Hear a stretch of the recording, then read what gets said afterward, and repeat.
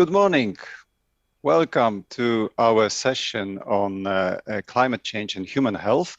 My name is Wojtek Szewczyk. I work at the Joint Research Center of the European Commission, and I have a pleasure to chair and moderate this session today.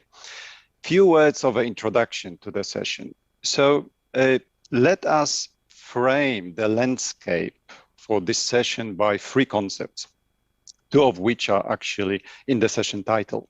The first is warming world. So warming world is a phrase, a proxy, which represents not only that slow onset rise in average global temperature, but also the underlying increasing variability in weather, including all the extreme events, floods, heat waves, storm surges, but also melting permafrost and the associated phenomenon, such as, for example, air pollution. The second concept is human health, right? With human health is a problem that we don't know the value of it until we lose it. Nevertheless, it forms the major component of our well-being. And well-being, as some argue, is a much better measure of our overall life satisfaction than other monetary measures, for example, income or GDP per capita.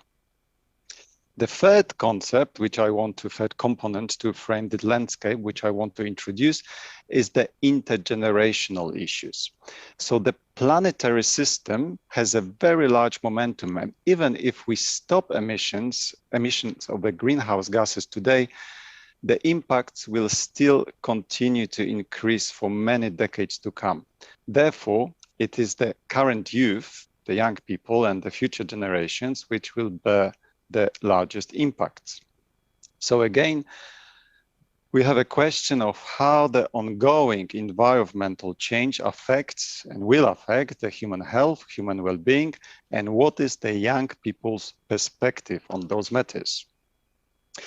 To help us see some clarity in this complexity, we have 4 presentations by 5 speakers today that will be followed by a short discussion at the end of a session. The first speaker is Dr. Kristi Ibai, who is a professor at the Center for Health and Global Environment. Kristi has 25 years of experience in research and practice on health risks of climate variability and change, on understanding sources of vulnerability, estimating relevant, current, and future health risks, designing adaptation policies, and estimating the health co-benefits of mitigation policies. She has edited books, written hundreds of publications, and authored multiple climate change assessments. Kristi will share her insights into the area of extreme heat and human mortality. Let me hand over to Kristi, please. Thank you very much, and I really appreciate the opportunity to be part of this very interesting session. Next slide, please. I want to start the discussion by doing an overall framing as we move into a much hotter world and think about the risks that we'll be facing for human health and well-being. We need to think not only about the changes in the hazards, but also changes in the exposures. We know that not everyone is equally exposed. There's a large equity issue with climate change. And we need to understand the vulnerabilities. Again, vulnerability changes from place to place and changes over time and reinforces the equity dimension of climate change. The figure on the right is one of many similar figures that summarizes the health risks of a changing climate, reinforcing the figure to the left. At the bottom is a short list of the health risks of a changing climate. There's hundreds of them.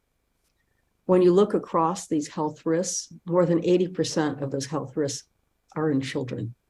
So when we think about the health risks of a changing climate, we really need to focus on children. Next slide, please.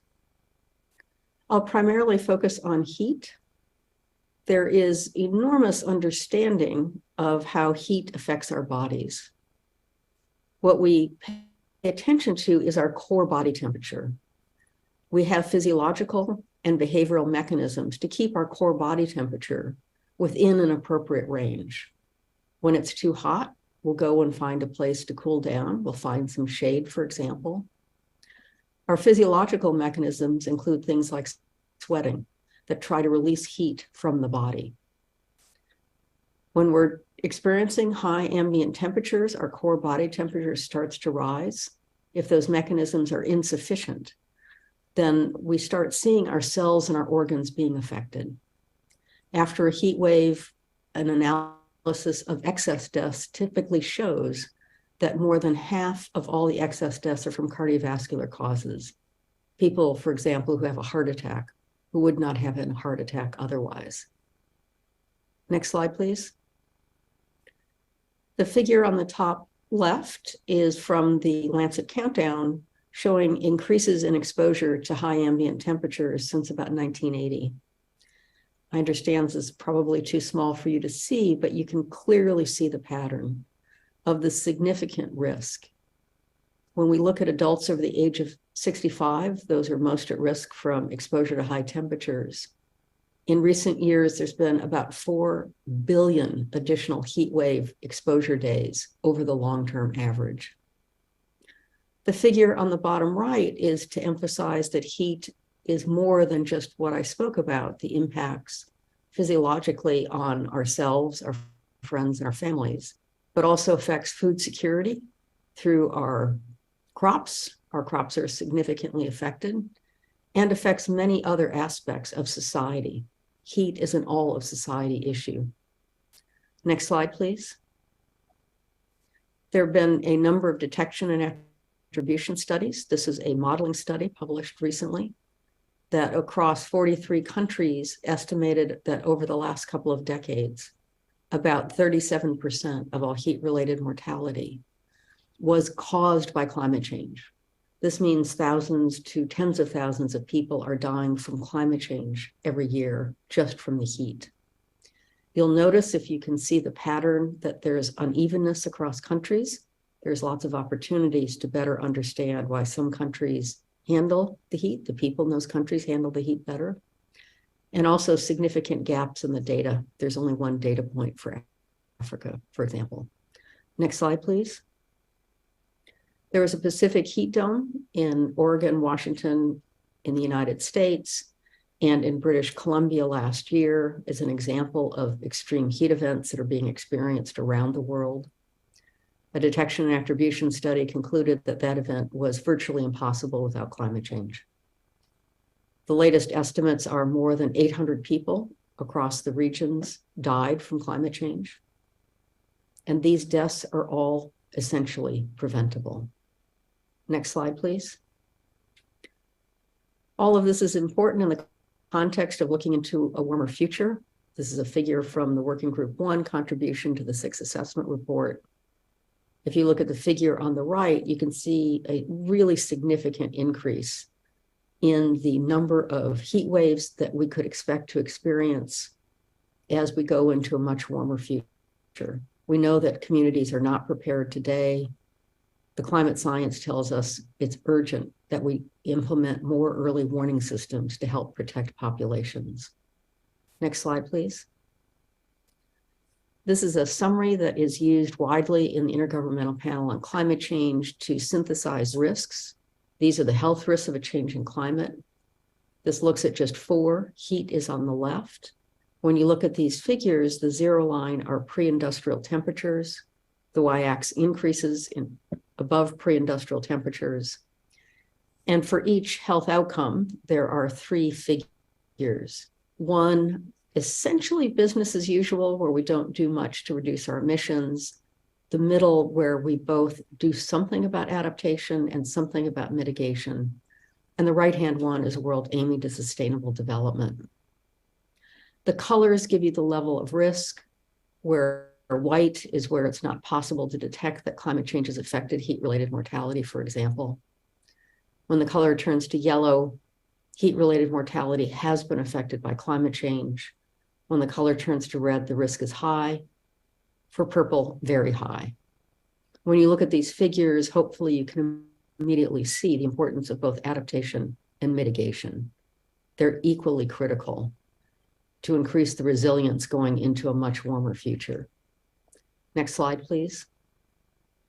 Specifically for heat, there are lots of adaptation options available. A major one are heat action plans. I'm not expecting you to see everything on the slide. It's to make the point that because heat's an all of society issue, that as we develop heat action plans, that we need to engage all of society in those plans to make sure that we have the trusted voices and the various services as part of the response plan so that we are comprehensive and can prevent as many deaths as possible. Next slide, please. These are two figures from a Lancet series on heat and health, showing the wide range of options that are available, both individually to protect ourselves from the heat and for our communities without having to use air conditioning. In most places in the world, you don't have to use air conditioning to protect yourself from the heat. So we do have a lot of information about what can be done. Next slide, please. Thank you very much for listening, and I really look forward to hearing the rest of the panelists.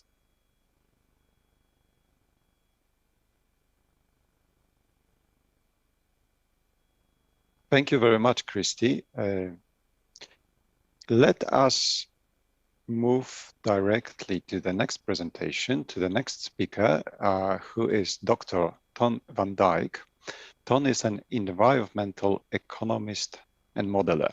He has studied the economic, distributional, environmental, and health impacts of climate, energy, and clean air policies.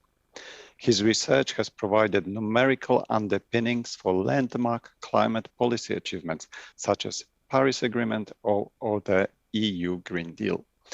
Ton will speak about the air pollution associated with the climate change and how it impacts upon our health.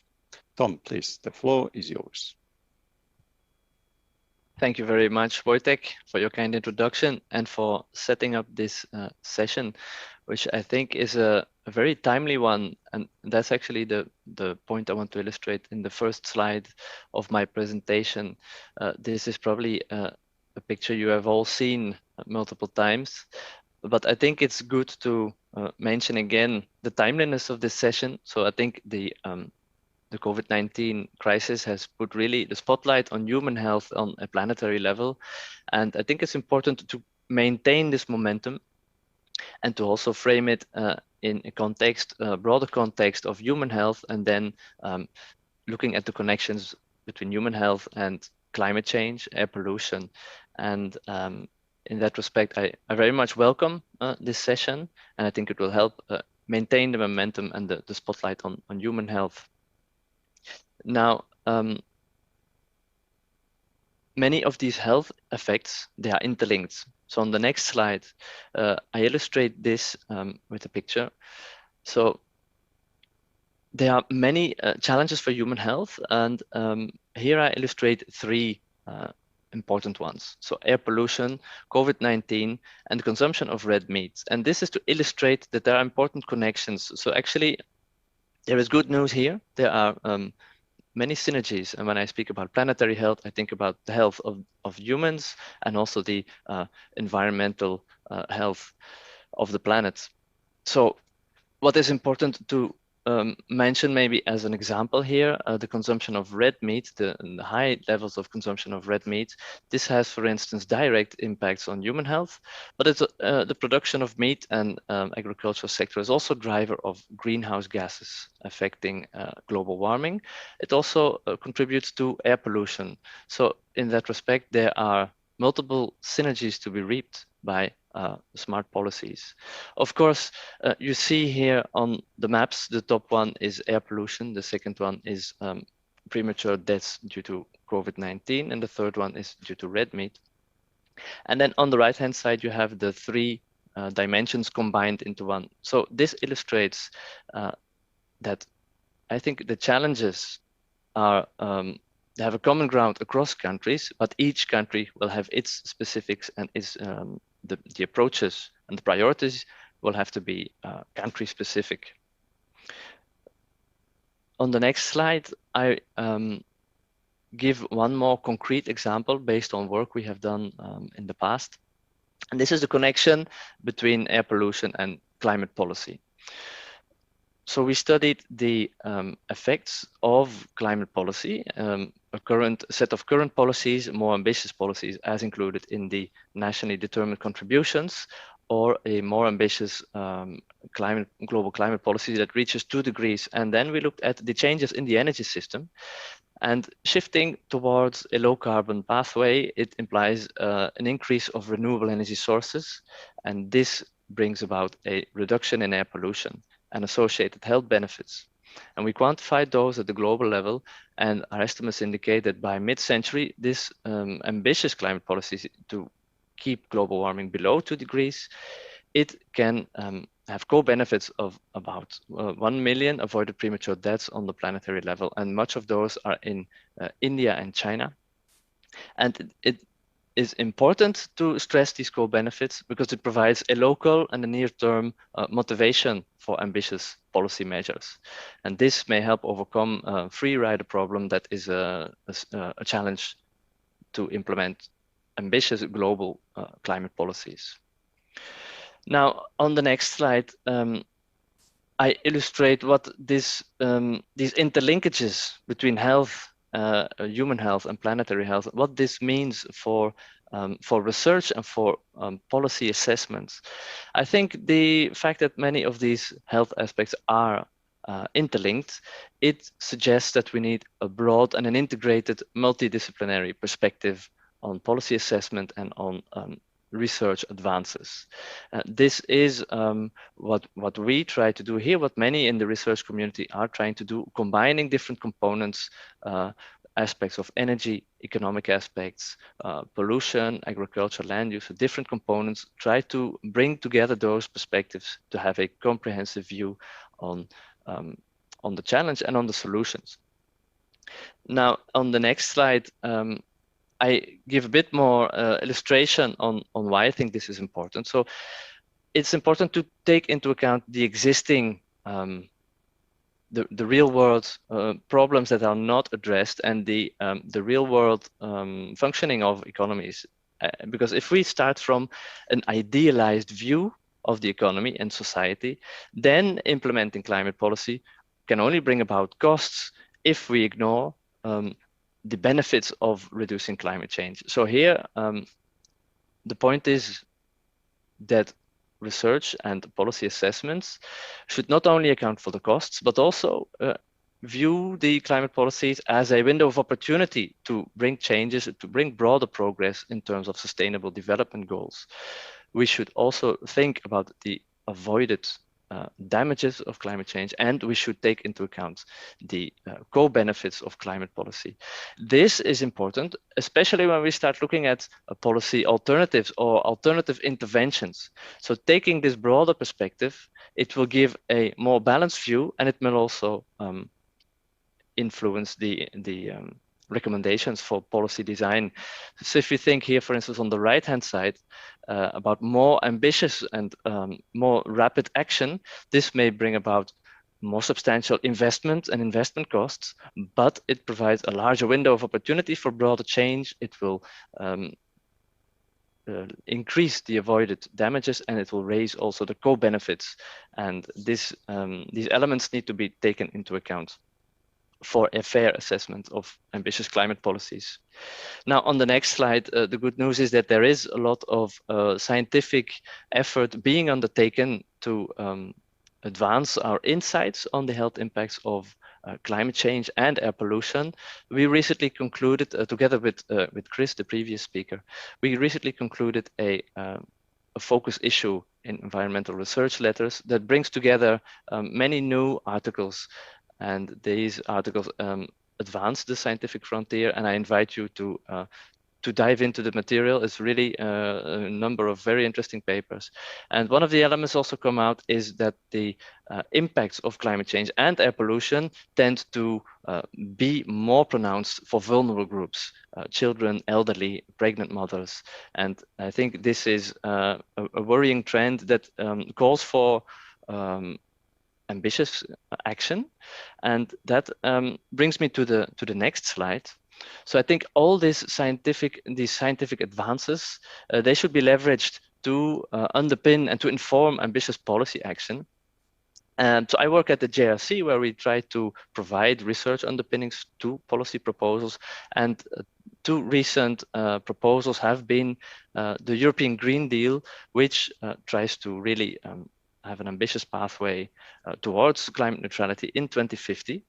And under that umbrella of the European Green Deal, there has recently also been a proposal to ramp up the ambition for the ambient air quality directives. I think this kind of ambitious policy will also help improving the health of Europeans while also tackling climate change.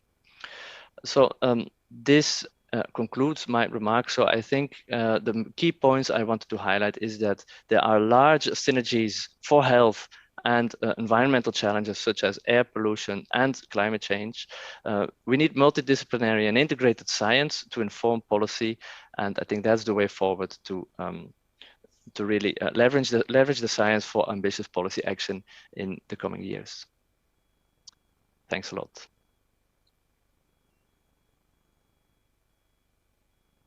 Thank you very much, Don. Really scary waves at the beginning of your presentation. Let us move directly to the next presentation, and I have a pleasure to introduce our next distinguished speaker, Jan Semenza, who over the last 15 years led the work on environmental and climatic drivers of infectious disease transmission at the European Centre for Disease Prevention and Control in Stockholm, in Sweden. Before, he served as an epidemic intelligence service officer at the US Center for Disease Control and Prevention in Atlanta, where he led the center's response to the 1995 heat wave in Chicago that killed over 700 people. Jan is the lead author of the IPCC 6th assessment report and the co-lead of the working group 1 and 2 of the Lancet Countdown in Europe. Currently, he is associated with the Heidelberg Institute of the Global Health at the University of Heidelberg in Germany. Jan Semenza will speak about the relation between the changing climate and infectious diseases. Please, Jan, the microphone is yours. Thank you so much, Wojtek. Thanks for the kind introduction. It's great to be here. Thanks for putting this panel together with these fascinating talks. I've learned a lot already, so thanks for organizing all that. So I would like to speak about the infectious disease aspects of climate change. And on this slide here, you see the number of exposures that we are dealing with in public health when it comes to climate change. You see the severe weather that leads to injuries, fatalities on the very left of this slide. And then Chris Ebi spoke about extreme heat with heat-related mortality and morbidity and the impact on cardiovascular disease. Tom spoke about air pollution and what that means for asthma, allergies, and again, cardiovascular disease. And we also have environmental degradation, sea level rise, and food supply issues that have a number of other health outcomes that are of concern. But in my talk today, I would like to focus on the central part of this slide, which looks at waterborne diseases, foodborne diseases, and vector-borne diseases specifically, and what kind of impacts we can expect from climate change. Next slide, please. If we would like to understand the complexity of climate change, we need to take into account the framework that IPCC has put forward, taking into account the hazard, vulnerability, and exposure of populations. At the very top of this slide, you see these climatic hazards, such as temperature increase, extreme precipitation event, or heat waves that then lead to a number of public health impacts in conjunction with societal vulnerabilities and individual vulnerabilities in society. So we are thinking about the age of the population that could put individuals at risk, social inequalities in society, social capital, which is the capacity within communities to deal with issues themselves by organizing and building social networks, and then, of course, the underlying medical conditions that could potentially put individuals at risk as well. And then in combination with hazard and vulnerability, we also need to look into exposures. Where does that exposure happen in an urban setting where you have the heat island effect, for example, that multiplies the heat, but also the lack of hygiene and sanitation, and potentially exposure to wild animals. So a combination of these factors, the hazard, vulnerability, and exposure, determines the risk for infectious disease impact at the very heart of this Venn diagram illustrated with vector-borne diseases, foodborne diseases, waterborne diseases, and respiratory infections.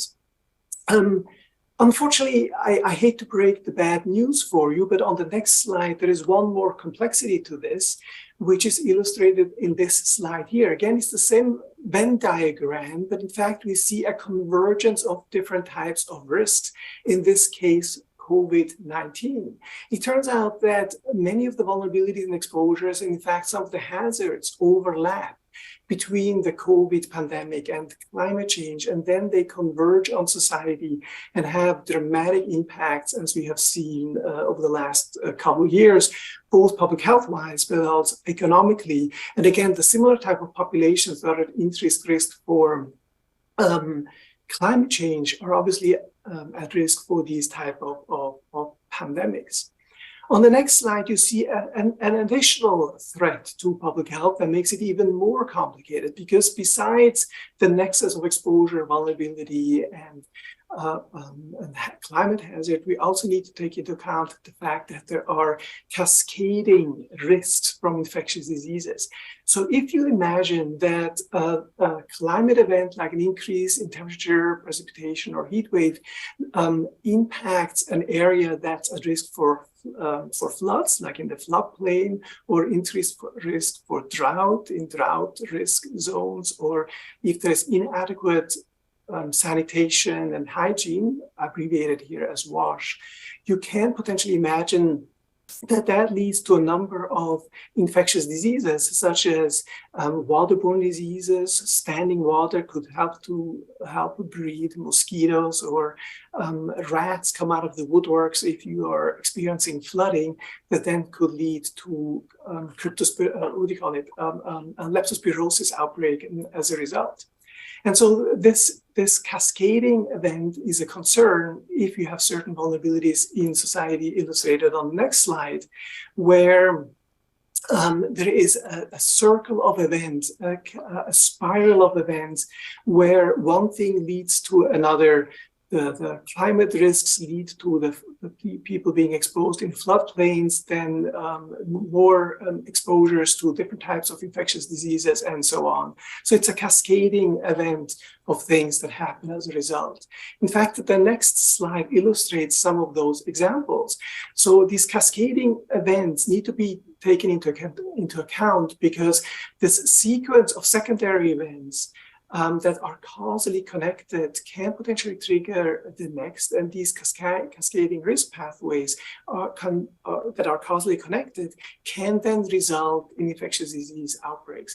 And some examples of those would be cascading risks from mosquitoes that breed in stagnant water after a flood, or we have contamination of the drinking water supply after a storm surge. You have a breakdown of vector control programs after a hurricane that can lead to dengue outbreaks or malaria outbreaks that has been documented in the past. Or you can see a drought that can potentially lead to a cholera outbreak after a certain amount of time. So on this slide here, this is an IPCC illustration of these cascading drivers, risk cascades, where we not only need to look at impact on human health, but also on environmental aspects. And on the next slide, this is even more complicated by taking into account the one health aspect of all these different issues, where we take into account not only human health, but animal health as well as environmental health. So this nexus of human health, environmental health, and animal health needs to be considered. And here at this very heart of the Venn diagram, you see how these different factors all collide and potentially threaten the health of the public. And if we would like to understand these drivers for infectious diseases, we need to try to tease out these underlying contributors to infectious disease outbreaks, which is illustrated on the next slide. So we relied on a database that's available at the European Centers for Disease Emergent Control, where epidemic events are monitored through epidemic intelligence, where epidemiologists scan the world for outbreaks in Asia, Africa, Europe, or anywhere else in the world to assess potential threats to public health. And those events are monitored through crawl agents, artificial intelligence, or other types of tools that monitor events worldwide. And then those signals are picked up by these epidemiologists at ECDC, and they sound the alarm in order to initiate control measures. And so we took advantage of this database, of this epidemic data at ECDC, in order to identify these epidemic events that are a threat to Europe, and then analyze the underlying drivers for every single event like that, which is illustrated on the next slide. So on here, on the dotted line, for example, you see West Nile fever outbreaks, or Zika outbreaks, or chikungunya outbreaks, or dengue outbreaks, different types of vector-borne disease outbreaks as an example. So these dots illustrate epidemic events. I call them infectious disease threat events in Europe. And above and below, you have the underlying drivers for every single event that was captured by epidemic health intelligence at ECDC. And you can see for these vector-borne disease outbreaks, for example, that the natural environment is a strong contributor, but so is travel and tourism and climate to these epidemic events as underlying drivers for these type of events. On the next slide, you see a dendrogram for an analysis of these type of events, where we see where we ranked these different drivers according to their importance to cause any type of infectious disease threat events in Europe. And the take-home message with this slide is that travel and tourism is in fact the most important driver of infectious disease threat events in Europe. But climate is within the top 5, illustrated here with these two red arrows. So when it comes to epidemic events in Europe, at least, travel and tourism is the most important driver of epidemic events, but climate is in the top 5. And obviously, it's usually a combination of these type of factors that lead to these type of outbreaks. It's rarely a single event. And the combination of these put public health at risk in Europe.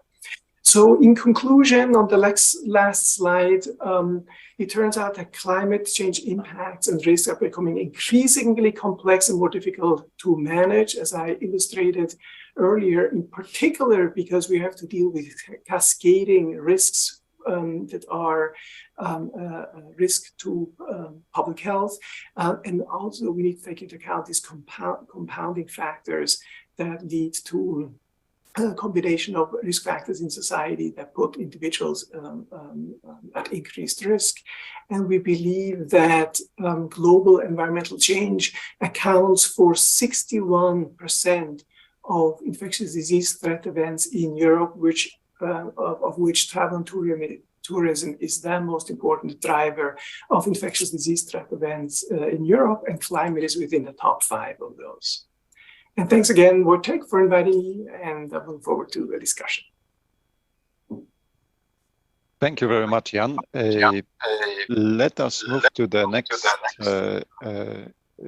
2 speakers. I have a pleasure to introduce next 2 speakers who represent the UNGO Health Working Group. The UNGO Health Working Group is a subset of a larger international children and youth community of the United Nations Framework Convention on Climate Change.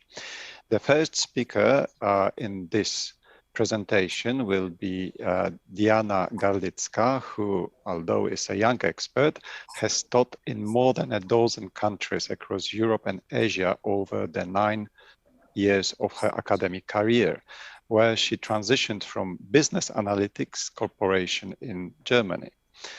She has written workbooks for students and created her outdoor course on sustainable business development.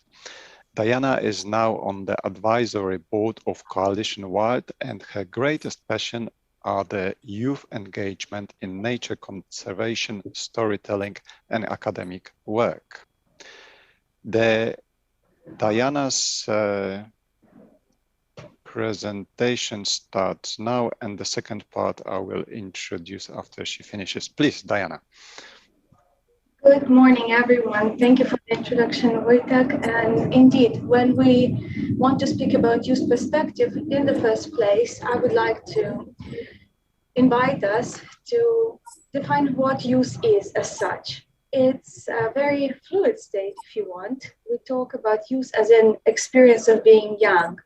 And if we define youth as those in the age between 15 and 24, there are 1.12 billion people on Earth at the moment and projected to have 1.3 billion by 2030. And that's quite a substantial group. But when we talk about children and youth, we speak about, often under this definition, about people in the age under 35. And that substitutes almost 50% of the world population. And if you think of like gender equality topic and how we are considering and working towards gender balance, how about we consider engagement and representation of young people with as much seriousity and dedication, if you want. 50% of world population is a lot of people to underlook, you know, and I would like us to speak about perspective of youth on the nexus of climate change and health, also in consideration to how much young people can bring to the table. Next slide, please. So obviously, we know that in Europe, there is a trend for aging of population, yet the situation is not the same across different continents in the world. And we can clearly say that some countries have young people and children as majority of their population, and how much young people can contribute, and in fact already are bringing to the table is something that needs more spotlight. And there are several myths and misconceptions that I would like to dispel. It is indeed difficult, I imagine, to work with young people from perspective that it is not a homogeneous group.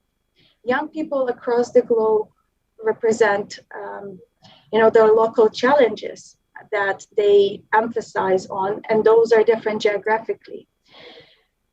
Young people in the age of preschoolers and elementary school, school kids, obviously have different problems, so to say, rather than young professionals who also fall under the category of youth. And yet, it might be a common belief that while there is little experience or competencies that young people can bring to the table, there is much work that is being done by young people throughout different youth organizations, and in fact in professional organizations too, including the work young people contribute to in academia sector. Next slide, please.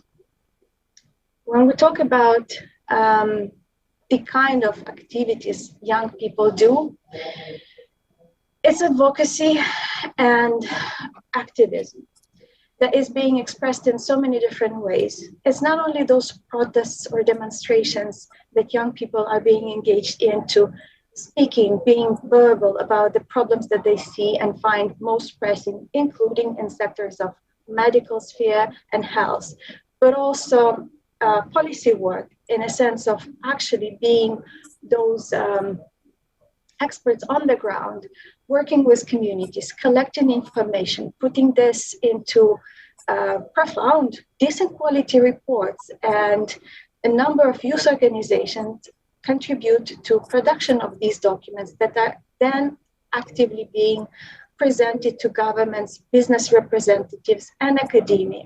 And it is then a question of this collaboration, intergenerational collaboration, to have young voices heard and their decisions and asks from governments and business to be embedded into the legally binding commitments and legal acts, national legislation, and certain standards that young people advocate for in those policy papers and documents.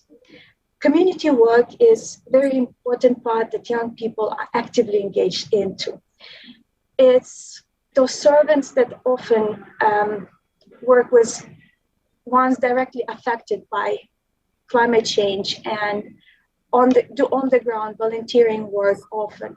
And you can trust it's dozens and hundreds of hours of volunteering work that allows young people, in the end, be experts on the topic and have profound first contact information and experience to really be a reliable partner in developing policies and being part of the process that we want to be actively present at. We're talking about capacity building, not only for young people, but also capacity building in broader terms, as in climate-informed education. When being aware about the challenges in the field of medical sector, health sector, young people have capacity to bring back the understanding and evidence necessary to improve educational system as such. And there's much peer-to-peer learning and other ways young people contribute to each other's development, but also their communities, and in fact, national policy development level. Thank you. Thank you very much, Diana. To continue on this youth perspective, I hand over to Sohaila Eldip, who is a master's student at Stanford University. She studies biology, community health, and preventive research. Currently, she is working on implementing sustainable healthcare practices committed to climate, health, and equity. Her passion for addressing the climate crisis began in Egypt, where she advocated for environmental curriculum and designed a sustainable campaign. So Sohaila, please continue. Thank you. Thank you so much for that introduction. And thank you, Diana, for setting it up. So I'm just going to talk a little bit about the time that we're in. And a lot of other panelists really emphasize that the time that we're in right now is very, very crucial. And the graph that I have up here kind of shows how crucial it is, especially among younger people. We talked a lot about infectious diseases as well as air pollution, asthma rates, etc. And mental health is a great factor as well when it comes to the overall well-being of young people. And Nature reported that climate anxiety among young people were greatly showed, especially a majority of around 60% were feeling very worried or even extremely worried, because this is a threat not just on our futures, but also to the overall global health. So on the next slide, I'm gonna talk a little bit about what it looks like to just put youth within the conversation. So next slide, please. Oh, thank you. So youth, especially at COP27, we've seen have been actively engaging in the conversation. But when we look at how we are going to structure our policies and frameworks, especially to mitigate not only the climate crisis, but the health crisis that we are already facing and already disproportionately affecting different communities, young people need to serve on leadership boards, especially they need to become visionaries and transformative thought makers when it comes to understanding how we're going to mitigate this crisis. In the past, young people have truly emphasized how important our voices are, especially when we consider the intersectionality of the overall conversation around climate and health. We understand that communities of color, migrant communities, marginalized communities are affected disproportionately due to the climate crisis. And young people should also be at the forefront of this conversation because we are unfortunately inheriting this future that is not going towards the right direction at the moment. So when we acknowledge this impact of intersectionality on climate and health, we acknowledge that this community of young people is most at risk. And on the next slide, I talk a little bit about like concrete points in regards to looking forward and investing in rising leadership and uplifting intergenerational working groups. So we've seen it already kind of being enacted here at COP as well as like other, whether it be like institution or innovation hubs that young people are brought. But there is a really quite important distinction to make between just like bringing young people to voice their opinions, but actually engaging them in like the structuring and framework groups that are going to be enacting these like future policies as well as like innovative solutions. And then my second point is relatively an important one, especially speaking from personal experience. The opportunity to elevate education discussing specifically health vulnerabilities brought on by the climate crisis is very, very important. I think I see it very much so at Stanford, where a lot of like, especially young people that whether they're going into law or medicine or future economists of the world, they're not being educated about these issues that are currently impacting communities already. Therefore, we need to uplift and implement these educational values, as Diana mentioned, but specifically putting them into curriculums of different industries. Because again, these young people, yes, it's great to have them at the table, but these young people are going to inherit positions of power as well, and emphasizing that we have this research, this already known research, this already known like innovative solutions and frameworks into their curriculums is very important. Especially personally, like I see that like working with like medical students that are gonna possibly like be just like either diagnosing future patients who are affected by air pollution, need to understand the fact that this is happening already before going into the communities and kind of like learning it secondhand. And then last but not least, supporting youth-driven and community-oriented solutions addressing the burden on vulnerable communities.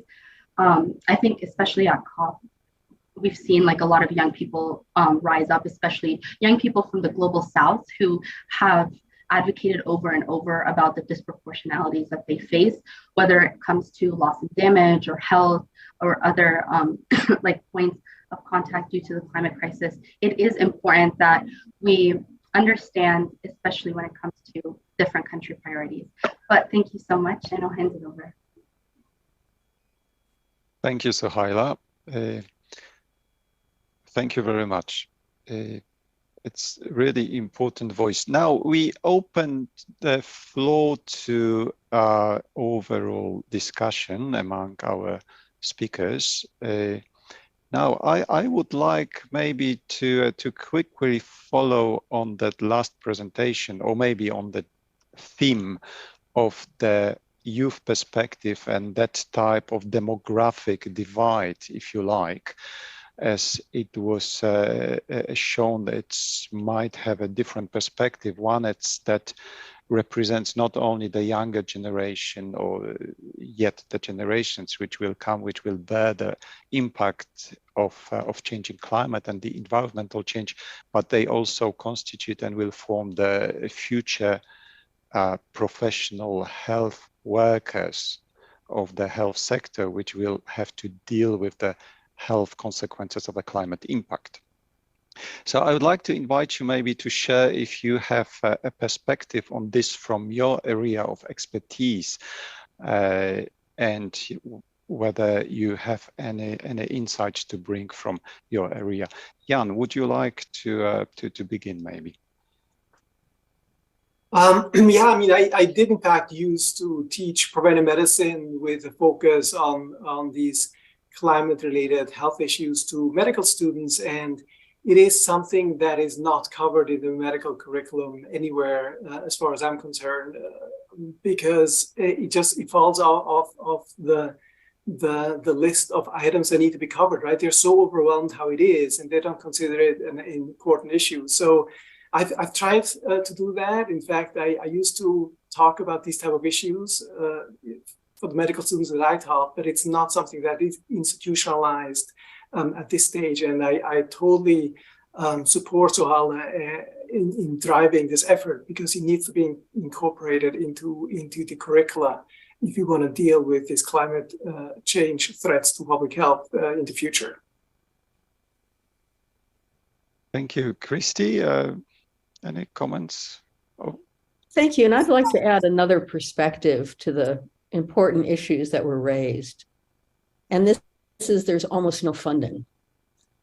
And there's a publication several years ago from Jan and me looking at funding in the US and Europe. The funding in the US has been running from 0.02 to 0.04% of the National Institute of Health budget. I don't remember the numbers we came up with, Jan, from the EU. It is starting to shift with funding recently on climate change and health. But the major constraint that we face as a field is the lack of investment. This COP is about implementation. When you look at the adaptation funds under the UNFCCC, less than half of 1% is going to health. So the ability of researchers, practitioners in this area to be able to provide the information that we were just asked to provide is limited because of this very significant lack of investment. And so the advocacy needs to move beyond just, we need to know more about climate change and health. We need that investment to be able to do so. Thank you. Ton, would you like to share your thoughts on the issue?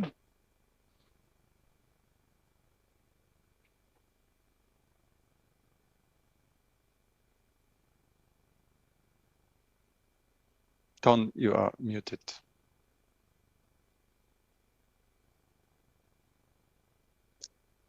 Okay, Ton has some technical issues, so we maybe move on to a broader landscape. And having had those four interesting perspectives on how the future current climate can... Sorry, Wojtek, I think I managed to okay, solve the let's technical back to issue. Ton. Okay, please. So, my screen went black for a second, but no, thanks for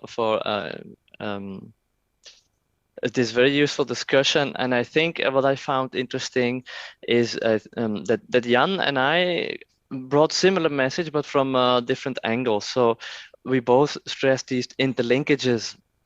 And I brought them actually as good news, and Jan brought them as bad news. Of course, this very much depends on the angle from which you are looking at these interlinkages. Because from the mitigation point of view, from the policy point of view, for me this is good news, because it means that there are several motivations for a policy, and that when you do the policy, you will actually get several of the benefits at once. So this should help convince policy action. But of course, the problem in the first place, the interlinkages there and the compound effects, that is of course the bad news and the worrying component. Now, all these interlinkages, it also means that it's challenging for research, it's challenging for communication. So we can wonder whether we are getting the message across. And in this respect, I also find the message of Diana and Sohaila a very convincing and refreshing one, that we need to really think about this in a broad perspective, and getting these insights into educational systems can really be a broad driver to facilitate understanding and eventually also the changes that are required. Thank you. I think it's very important point, the interlinkages. And in the context of our today's session on the human health, climate, environmental change and human health, it might have another dimension, because we often miss the interlinkages between different climate impacts. We consider climate impact in separation. They are artificially created. For example, we look at the climate impact on agriculture. We look at the impact of floods on damage to residential properties. They obviously have interlinkages, but it seems that there are also important interlinkages within those sectors. So we go into one of those boxes, and there are again many small boxes which should be interrelated. For example, Jan showed that nice graphs on the convergence of different risks which might amplify the health-related risks from different hazards. However, if we try to bring that perspective on a broader human health, do we have the interlinkages which consider impacts on different health-related hazards, like, for example, impacts through air pollution, together with the possibility of new emerging diseases or a changing introduction of the existing infectious diseases to new geographic areas, together with the heat stress to which the population can be exposed. So if we combine that together, would it be just simple arithmetic sum, or they would be interrelated, interacting to create a perfect storm? Christy, would you like to? You summarize that extremely well. We are looking health outcome by health outcome. To go back to my point about lack of investment, those of us in the field well understand that we are looking at compounding and cascading risks, as Jan so clearly laid out. But we have the lack of human and financial resources to be able to investigate those and to provide insights that policymakers and decision makers need to take action to help increase the resilience of our communities.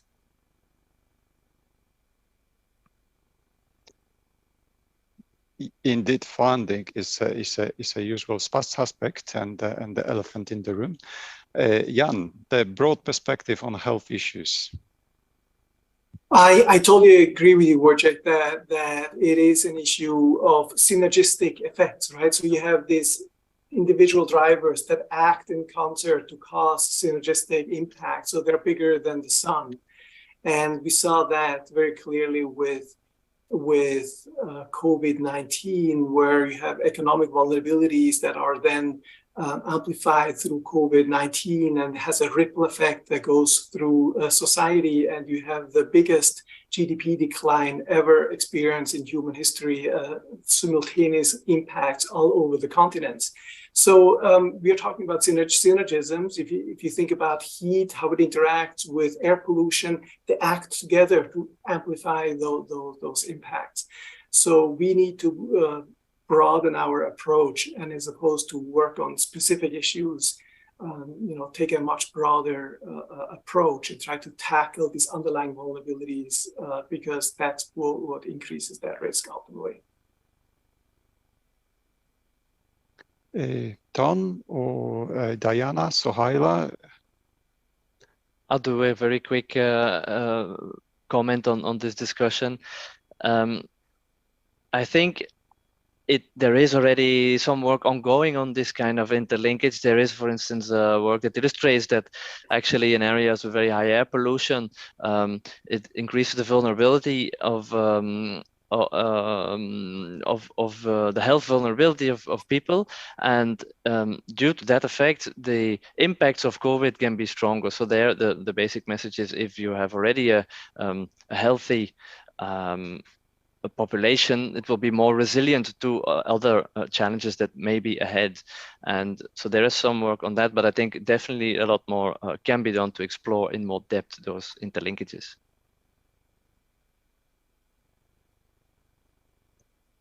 Okay, we have only a couple of minutes left. So the last question I throw onto the floor: how important is the consideration and importance of health, mental health, in this? How it is important as exposure to being affected, and also how important it is to be considered?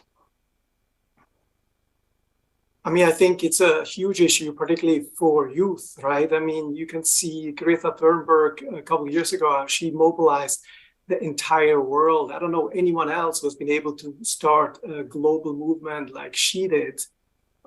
So that impact was in part driven by mental health issues, right? Because youth are concerned about the future. Of course, we are too, but elderly people are less impacted by future concerns as youth. And so mental health was the driving force of that incredible movement that was started by the youth a few years ago prior to COVID-19.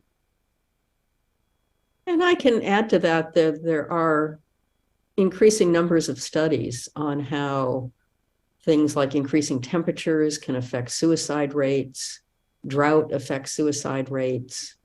There were good studies in the UK following massive flooding there a few years ago, showing that mental health, anxiety, depression, post-traumatic stress disorder can last for years after an event. The economic consequences of those haven't been calculated, but presumably are very large. It's quite clear that there are inadequate medical resources to address the mental health challenges following extreme weather and climate events, which of course we're seeing more of.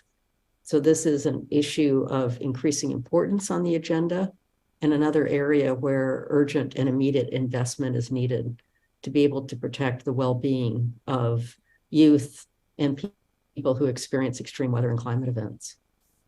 And I think just one last point I want to say is like, I feel like, especially at COP, I've been noticing that like health has been more of like a discussion around additional benefits that are going to happen after we, let's say, decarbonize our systems. But in order to like actually start, for people to start taking it seriously, we need to look at health as a priority rather than a co-benefit to what we're doing for the climate crisis. And I think if leaders start really doing that, more investments and like more attention will start rolling in, rather than saying, well, once we do that, our health will also come after. Thank you very much. We have to, we come to the end of our session, so we have to finish, unfortunately. I think we have a few very interesting science fiction horror stories. Now, why they science fiction horror stories? They science because they are based on science. They horror because they portray the future, which is full of dead people, of natural disasters. I trust that they remain fiction, and we contribute by communicating those stories. We contribute to taking actions which would prevent them from realizing in the future for us and for the young people and for future generations. So let me thank all our speakers and wish you a great rest of the COP event in Egypt. Thank you very much. And thank you for convening us. Thank you all. Thanks for the discussion.